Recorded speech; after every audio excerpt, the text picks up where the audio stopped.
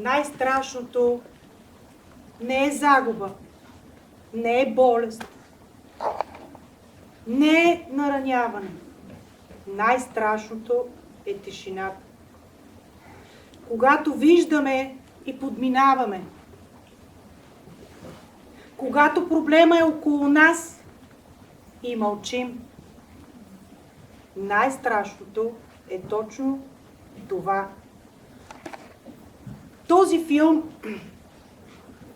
то е нещо, което ние виждаме в нашия живот.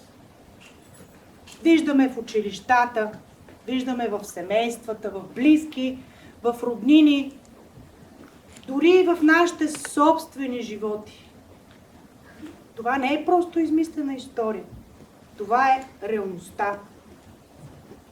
Но най-страшното е, че виждаме как един проблем, едно мълчание може бавно, незабелязано да се превърне в нещо огромно, дори в загуба на живота.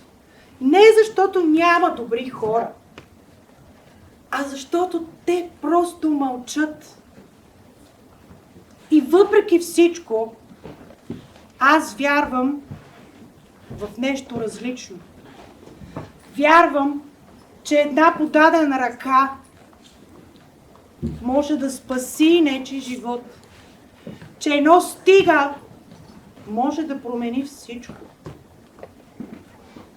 И това не е чудо.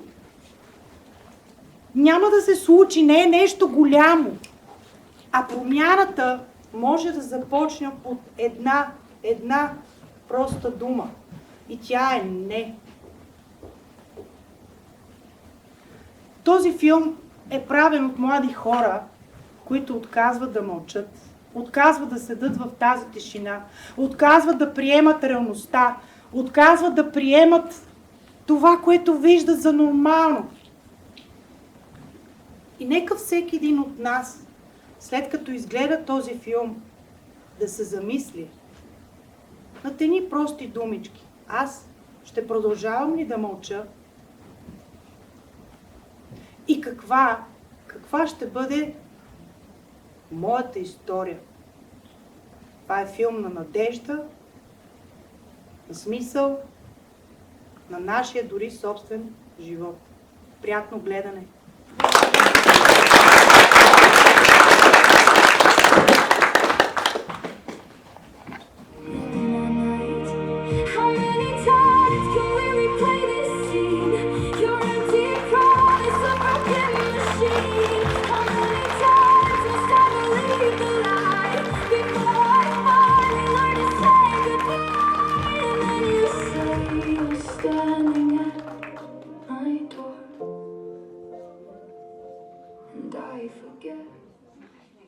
Не спирайте, танцувайте, подскаква на време.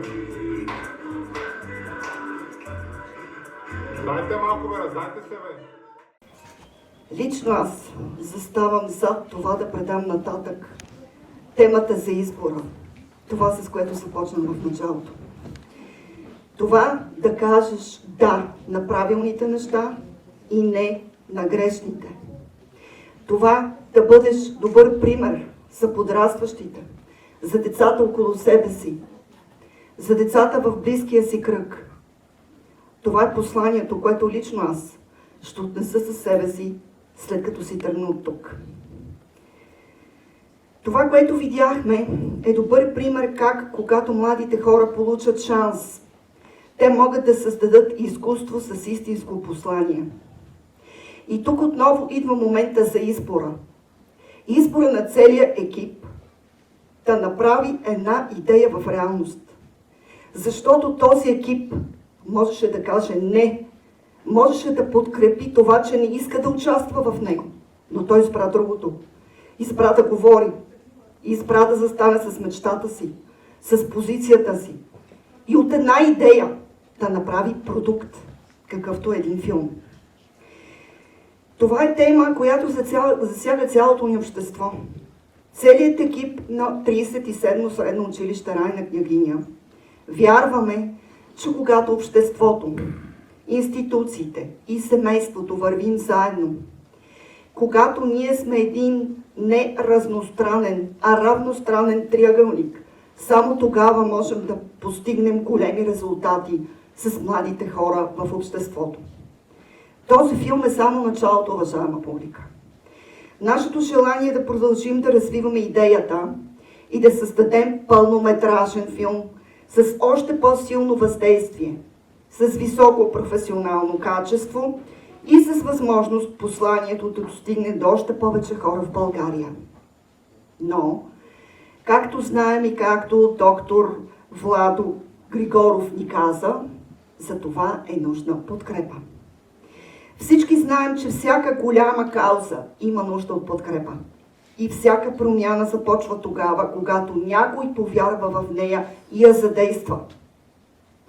Ако след тази премиера дори само един млад човек си тръгне решен да каже не на своя грешен избор и да каже да на своя правилен избор, целият творчески екип и целият екип на 37 училище ще бъде истински щастлив от това.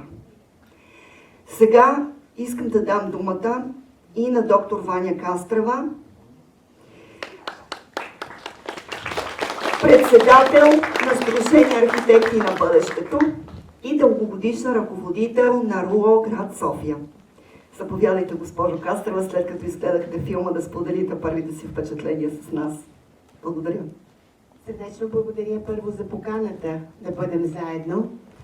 Вие поехте един ангажимент, уважаема колега, че ще предадем нататък.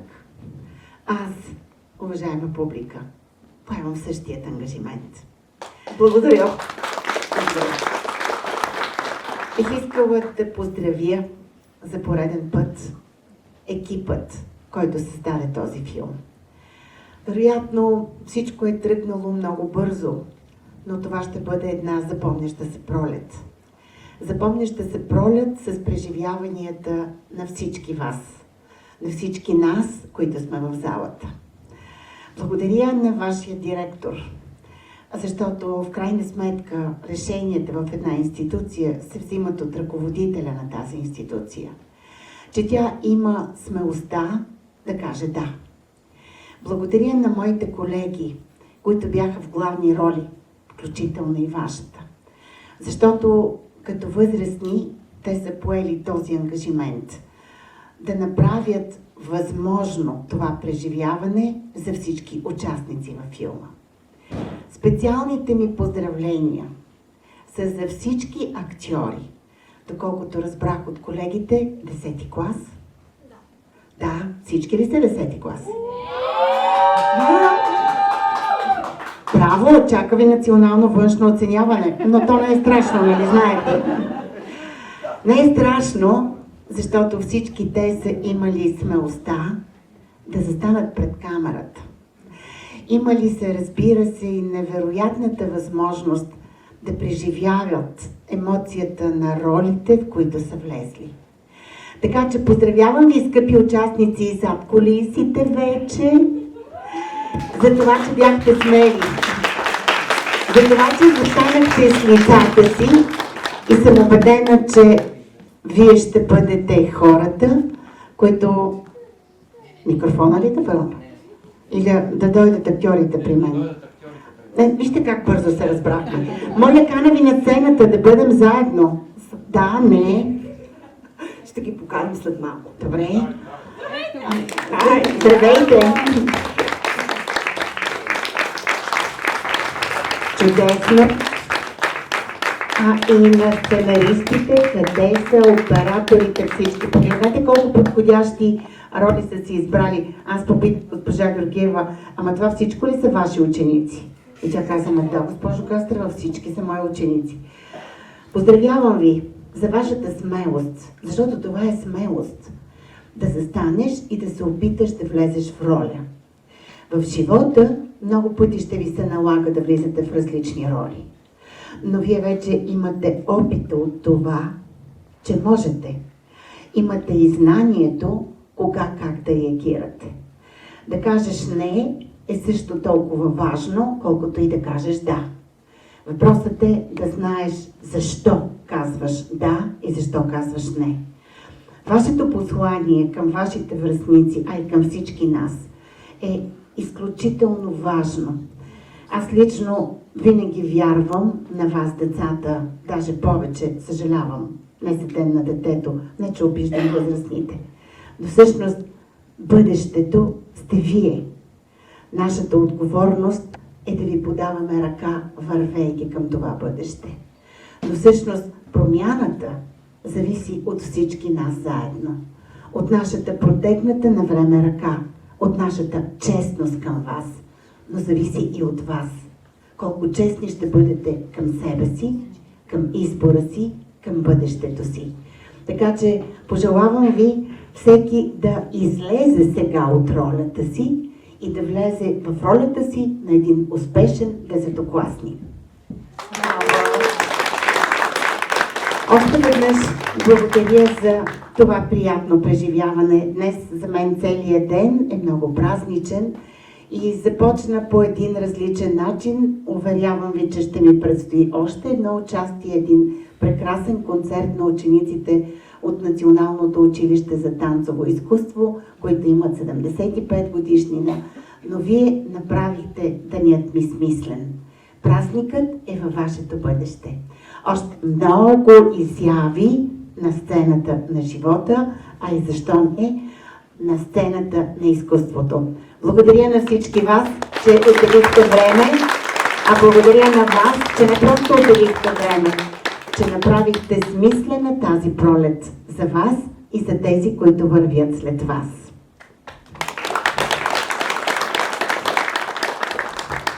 И сега предстои кулминацията, ако мога така да кажа, а именно срещата с продуцента на филма, човека, който седи зад идеята, господин Денис Асенов и сценариста госпожа Ирена Каназирева.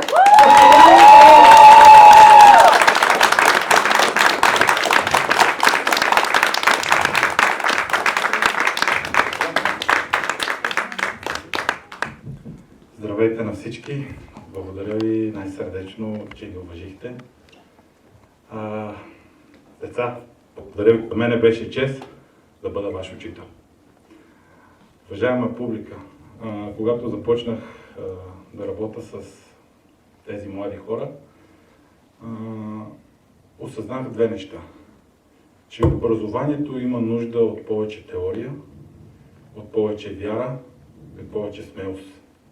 Смелост да взимаме малко важни решения.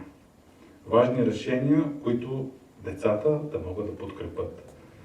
Няма да ви задържам много вниманието.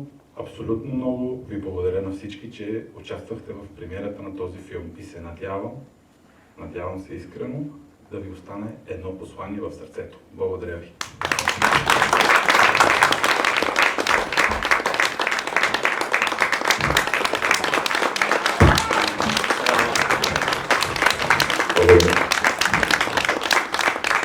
Аз искам да ви благодаря също за вниманието, за това, че споделихте този филмов дебют. И сега ви каним в една неформална коктейлна обстановка да споделите впечатленията си от филма. Благодаря за вниманието.